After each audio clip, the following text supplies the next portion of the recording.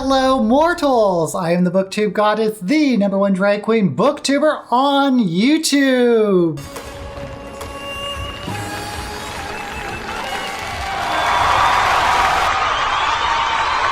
Thank you. If you like these reviews, please give this video a thumbs up and subscribe to my channel.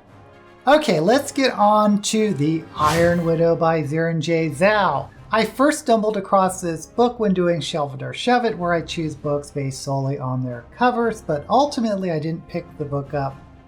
But then I was told the author had a YouTube channel, so I had to do a reaction to her videos and found out she really didn't do book videos, but actually did really interesting deep dives on how Asian culture is depicted in movies like Mulan, as well as some videos on Chinese history. Even after that, I wasn't sure whether I'd pick up the book because I don't like doing books by other YouTubers, but then I heard it debuted as #1 on the New York Times best-selling list. What? Well, I had to check it out. The Iron Widow is a young adult science fiction novel described as a cross between Pacific Rim and The Handmaid's Tale. Now those are some pretty disparate comps. Now when I opened up the book, I've never seen this before, but the author put in trigger warnings in the beginning, which is fine, but then put in this disclaimer that the book is not historical fantasy or alternate history, but a futuristic story set in an entirely different world inspired by Chinese history, and it's not meant to be authentic since it is a reimagining. Now, is it just me, or is that weird? Anyone who reads any speculative fiction knows how reimaginings work. Is there a real danger, especially in this book, that someone would pick it up thinking they're getting a historically accurate retelling of actual historical events? Do you think that's odd, or is it just me? Anyway, the story is set in a reimagined future based on Chinese culture in a country called Huaxia. Sometime in the past, Huaxia was invaded by the Hundun, these alien gargantuan bug monsters. Think of Godzilla. But if a Hundun dies, their bodies can be repurposed with technology to create these mech warriors called chrysalises. Now, piloting a chrysalis requires a young male and female to psychically link to the chrysalis, where the man is always the one in charge of piloting and the female is just a passenger lending her psychic strength. If the battle is protracted or the man overextends the chrysalis's power, the woman dies. Now, even though this seems like almost more fantasy than science fiction, there is high technology here, and there are things such as there are actual gods in heaven who are allegedly real and occasionally hands out technology. So this has developed into some sort of religion, and it gets tossed out in the beginning of the story. And since the main character doesn't talk about it much, and if I didn't mention, this is first person present tense, but since our main character doesn't talk about it much, we don't know much more about it. But you're left wondering, wait a minute, are there aliens circling around the planet? But let's talk about the main character, Wu Zetian. She is a young woman out for revenge because her older sister was recruited to be a chrysalis pilot in some sort of Hunger Games manner and was murdered by one of the male pilots. And the male pilots are considered heroes and are treated like rock stars, and the female pilots are called concubines, or concubine pilots. Now, as you have probably gathered, women in this society aren't treated very well. Wu Zetian comes from a poor family, or poorish family, and has her feet bound, so she is crippled and has a hard time walking. I don't know much about feet binding. I thought it was just restricted to the upper class, because how could a society function if it cripples half their workforce? But a little Googling revealed that foot binding apparently did spread to the lower classes. So I guess you do learn a little bit something about Chinese culture. Zetian's family is awful. The males are bullies and the females are all cowed and broken.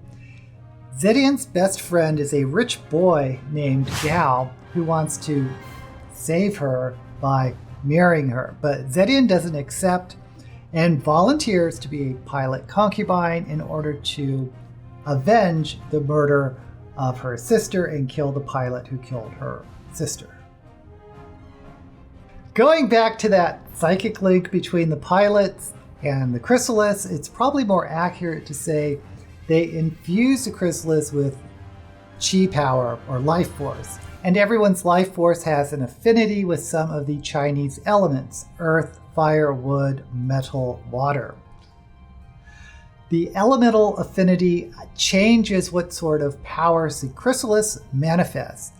Zetian has a powerful chi, and her first time as a pilot concubine, she psychically overpowers the male pilot, takes control of the chrysalis, and kills that male pilot. Thus, she is labeled an Iron Widow. Now, the government or administration doesn't like this, so they try to crush her spirit. And they do so by teaming her up with a male pilot who has a super high chi, but is also a criminal named Li Shinin. He is a murderer and extremely violent. He is chained up and controlled through his addiction to alcohol. So our three main characters are Zetian, the rich boy who desires her Gao, and the violent beast Li Shinin. If you use Twitter and these names sound familiar, it could be that the author tweeted a bunch of memes involving these three, which she credits for helping pushing Iron Widow to the bestseller lists. And who am I to argue with that? Use your social media powers. The question is, are we going to get a love triangle? Or are we going to get a three-way?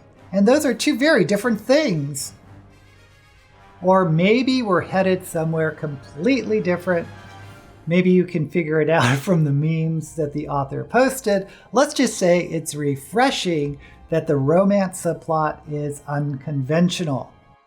And did I mention that Iron Widow was written in the first person present tense? Well, if I didn't, the story is told from Zetian's point of view. So we are in her head a lot, and she's not exactly a reliable character. And the reader, at least this reader, catches on to certain plot threads far sooner than she does, and that makes me a little frustrated with Zetian. There were certain points in the story where I found it hard to be sympathetic to her, and yeah, sometimes I just found her unlikable, especially when it felt as though she was just being contrary and angry and unpleasant because she was stubborn. And there were sometimes shifts in her feelings that just felt too sudden to me. In fact, there were several scenes that felt to me to be too fast and abrupt. And if you read Iron Widow and disagree, let me know in the comments. But that actually underscores one of the strengths of the novel, at least for me. It is that it is very fast-paced. I found myself flying through this book, not wanting to put it down. I do wish there were more fighting scenes between the Hundans and the Chrysalises, and more development on the elements and how the technology works. But like I said, there's a lot of science fantasy to this. Even though this is very futuristic, the plot doesn't really develop or rely on the science aspect that we sometimes get in hard science fiction. But this is young adult. So as expected, it mostly revolves around the main characters' relationships.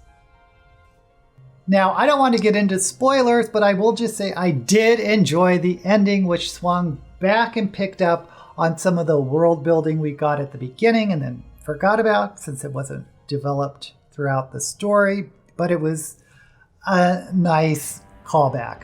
Now, this is not a perfect novel by any means, at least in my opinion, but if you didn't guess, I still give The Iron Widow by Xiran Jay Xao my blessing. Iron Widow is a fast-paced page-turner and a unique story with unique world building. The unconventional romance was appreciated, and of course, anchoring the society in Chinese culture and history was outstanding. The main character, Wu Zetian, is inspired by the historical Wu Zetian, the only empress of ancient China, which the author, Xiran Jay Xao, made a bunch of YouTube videos about. Now, I've read a lot of science fiction, but I don't recall any other Pacific Rim type stories, and I wouldn't be surprised, based on the popularity of this novel, if we suddenly see more. And can we just pause a moment to consider the publishing industry that said YA science fiction is a dead genre? Isn't it always like that? The professionals like to call a genre dead until it's not. Please take a look at the video of the author's journey to publication. I'll link it below. It's really interesting and provides good insight on what authors go through to get published. Until we meet again, may all the books you read be blessed.